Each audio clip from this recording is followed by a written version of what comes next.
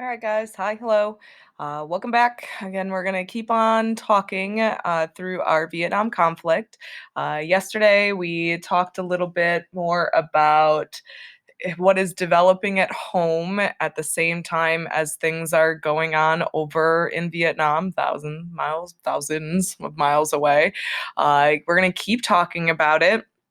We're going to talk about and really this whole PowerPoint is all focused on the same year, 1968. 1968 is, of course, 3 years after the official operations were started happening in Vietnam. We've already talked a little bit about the process of what it looked like to fight over there, and we've talked about how things at home have started to heat up as people become more critical of our involvement, as groups become organized, and as they start to push back a lot more. So grab out your notes. We're going to talk about a major event within the Vietnam conflict, one by name, pretty much the only actual, I guess, yeah, I mean, battle that you have to know, which is the Tet Offensive. And then we're going to talk a little bit about how things take a dramatic turn in our country. 68 is already a year we've talked about, which is full of all kinds of violence and tragedy. So let's just get into it. So by the time 1967 is coming to a close, the conflict in Vietnam really hasn't changed. Our strategies aren't necessarily winning us a lot of battles because there aren't a lot of battles. Our strategies also haven't been very successful in trying to win over the people of Vietnam. The South Vietnamese government continues to hurt our efforts over there. And from all angles, we're sitting in a stalemate. There still is heavy communist, again, support both in the North and the South. We haven't managed to eliminate any of the leadership or gain a lot of ground that is going to be under the control of the South. The line still stays the same, but more and more people are again expressing more allegiance to the communist cause than they are to the not communist cause. Uh, Despite that, LBJ remains determined. He sent us there for a reason, to contain communism, and he thinks that even though things aren't going great, that he's going to stick firm to his decision. This is all going to take like I said, a dramatic turn in the beginning of 68, on January 30th. The Vietnamese holiday of Tet is taking place. Tet is, I guess, comparable to like our New Year's Eve. They go off of a lunar calendar like the Chinese, so their New Year starts later than ours does. What was established leading up to Tet is that there would be a week-long truce where the people of Vietnam would be able to celebrate the holiday and to openly mourn those who had been lost within southern cities without fear of attack, so on and so forth. As night fell, though, Viet Cong, the Southern Communists, are going to launch attacks in over 100 cities across South Vietnam. This is a total surprise, something that we, the American Fighting Force, and ARVN, the South Vietnamese Fighting Force, are not prepared for. And it is going to be a prolonged operation, of course, led by Ho Chi Minh in the north, of trying to, again, basically shake the resolve of the South. In the end, we're going to reclaim all of those cities, but a lot of damage has been done and a lot of life has been lost. This month-long offensive by the Vietnamese people against the South Vietnamese and ourselves, it swayed a lot of public's opinion on what we should be doing. These images, which again, you have to kind of keep in mind that I already discussed how Vietnam is a living room war. People are seeing footage every day of what's going on, and most of the again, news stations, the journalists and the reporters who are reporting on Vietnam were in those cities the day that Tet happened. So the imagery is it's different than a lot of the well curated pictures of what was happening in the war, which had originally been sent back to the United States. And well, again, it was terrifying, and it really showed us that we're not winning, that there is something inherently off with this conflict, and it changes a lot of people's opinions. Before Tet, we had about 26% of the population who were openly committed to withdrawal, the dubs of this nation divided, as we talked about yesterday. After Tet, that number is going to swell to 40% to match the other 40% of hawks. You'll see that there's about 20% of the population that are either undecided or they don't think that these are the only two options. The other big change here, besides a lot more Americans coming onto the side of we need to get out of Vietnam, is because mainstream media, the people who had been reporting inaccurate information for the most part back to the United States, are going to start to take a stand and to become much more openly critical of what the government is doing. This whole 1960s time period, I can't undersell how much it changes us. It's on the same level as the Industrial Revolution, because we as an American people, our whole value system shifts, and our relationship with the government changes, and our relationship with each other is different. It's a really intense time, and the fact that the news and these channels, which had been so faithfully reporting what the government had been telling them, now all of a sudden are like, wait, no, let me tell you the truth. Walter Cronkite, who is, again, you can ask your parents about it, probably one of the most famous news anchors in American history.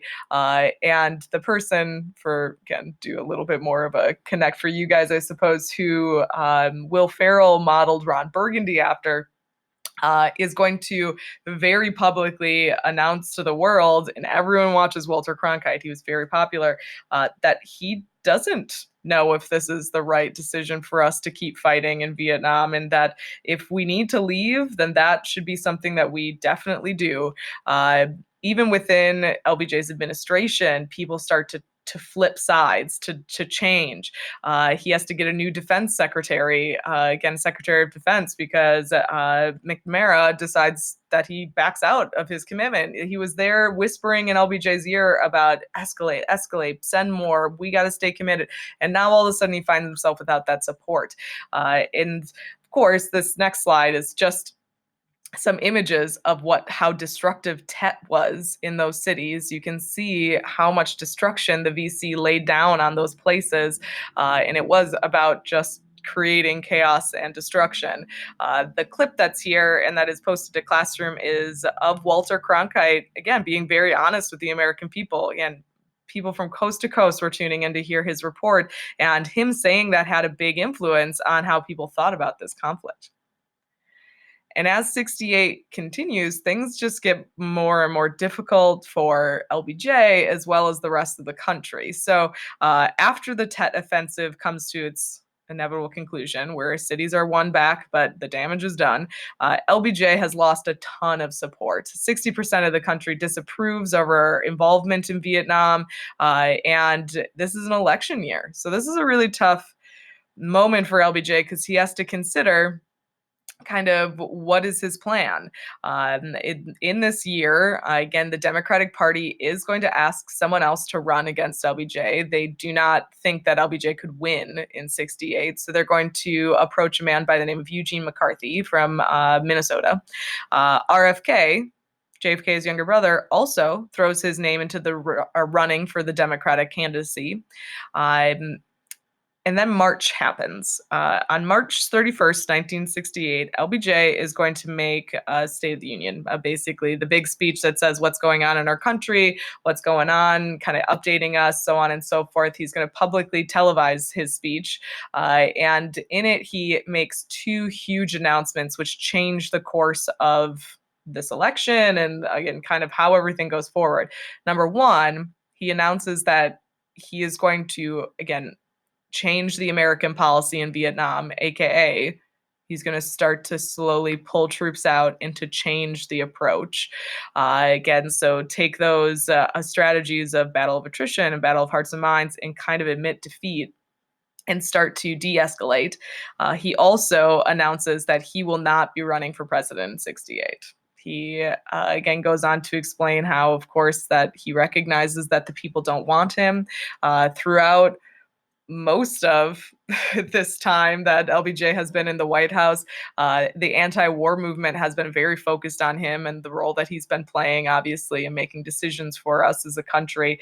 Nonstop harassment outside of the White House, again, has been going on through this whole time period. And frankly, he's not confident that he would win, and he doesn't think that by keeping himself in the running that it would be good for the country. He thinks that there needs a new leader. They've obviously expressed their displeasure with him. And he's ready to step aside and let someone else try. This announcement doesn't cool anything off in our country because things aren't really changed. Shortly after LBJ makes that big announcement, more violence is going to break out. MLK will be assassinated in April, and that sets off a whole chain reaction of race riots. And then later on, we've got RFK, candidate here, also assassinated. Cities are just it's just chaos and violence and rioting. Campuses all over the country are also kind of in turmoil, where you've got anti-war protests going on and other social issues, which we'll talk about later. This is just a really intense year of a lot of loss and sadness and rage and frustration, and it's all just kind of bubbling up to the top.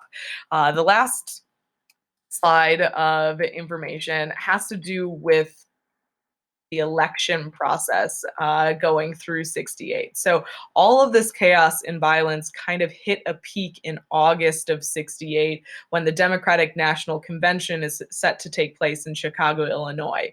Because LBJ steps down and RFK has been assassinated, the nomination is now split between Eugene McCarthy, who the Democratic Party had approached earlier. He was very much an anti-war candidate. He thought it was important to the platform. He also was looked at as kind of the underdog. He really didn't have as much support. The other option for Democratic candidacy would be Hubert Humphrey, who is LBJ's vice president. He was party man through and through, ready to do what the Democratic Party decided. He had LBJ's support, obviously. And before the convention even began, word reached the country that Humphrey had already been selected by the Democratic Party. Again, this kind of goes way over the process. They don't really take the process into consideration. So in reaction to that, 10,000 protesters are going to arrive alongside all of the delegates who are showing up to participate in the convention itself.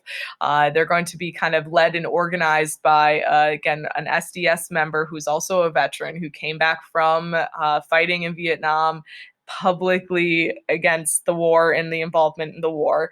And this group of protesters, what makes them particularly volatile is that they all have slightly different reasons for being there.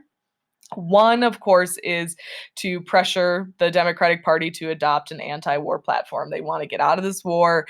It's a kind of the top dog thing. The second is people upset with the fact that the Democratic Party they're ignoring democratic process, basically, by already deciding that Humphrey is going to be the candidate without really giving McCarthy a chance. Again, there's also another kind of splinter group called the Yippies, which is a kind of a funky name, but that's their nickname. They're the Youth International Party. It's another political party, and they wanted to discredit the Democratic Party by provoking violence. With all of these people with various different goals in mind and all of this stuff, violence is likely to happen. I mean, you've got 10,000 people already in a city that is gripped with a lot of tension. Chicago saw their fair share of race riots earlier in the year. The mayor at that time, Mayor Daley, decides to deploy 12,000 police officers to the streets, during this convention to try and keep things under control, to break up any kind of activities or marches. is kind of exactly what ends up happening, is that you've got all of these various groups all upset, all tense, and in the later part of the convention week, with cameras everywhere, because this is a moment in time when that's how this works, is that big events attract media attention, and they're there. There's going to be violence that breaks out in the streets amongst all of the protesters and the police, and then even inside the convention, delegates are fighting with each other. Again, Mayor Daley was part of the delegation. So, I mean, again, it's just this intense situation. And unfortunately, the convention in 68, it is a factor in why the Democrats lose in this election year. And we're going to talk about the election and the outcome, of course, tomorrow, when we talk about the, again, inauguration of one Mr. Richard Nixon, again, and how he is going to take control of the country going forward. But that's it for notes, so you can put your notebooks away. Again, what we've got work to be completed is you're going to see on Classroom that there's a new assignment posted that has to do with the anti-war movement. And again, this anti-war movement, it's more complex than you would assume. Again, when you see that title, anti-war, again, it's just against the war. But what I'm going to be asking you guys to do is to look at some sources, again, just like any other read like historians are, and try and answer the question as to why. Why were people so opposed to the war? What could be the possible reasons why that could be? You've got today, tomorrow, and Thursday. It's due Thursday by 3 to get working on this, to get it done well. Again, as far as that stuff goes, it'll get submitted through Classroom. The other thing is that over the course of this week, you guys should be getting started on your local history part 2, remembering that I'm going to be checking on this coming Monday to see some work has started, whatever that work might look like. It's part of the rubric. To earn credit for it, you got to get working. If you're working on the template, I can easily access it and see that things have been added, have been changed, whatever it might be. And then, of course, a week after that, it's officially due. Again, there's a how-to lecture, video with guidance. I'm going to get some examples posted soon from years past, so you guys can kind of see a final product, what it looks like. You'll also notice on Classroom, the enrichment stuff is still there. So again, if you're looking for something outside of what we're talking about and what's been assigned, again, it's not extra credit. It's not required. It's just extra things that could be cool if you're really interested in this time period. And with that said and done, I hope you guys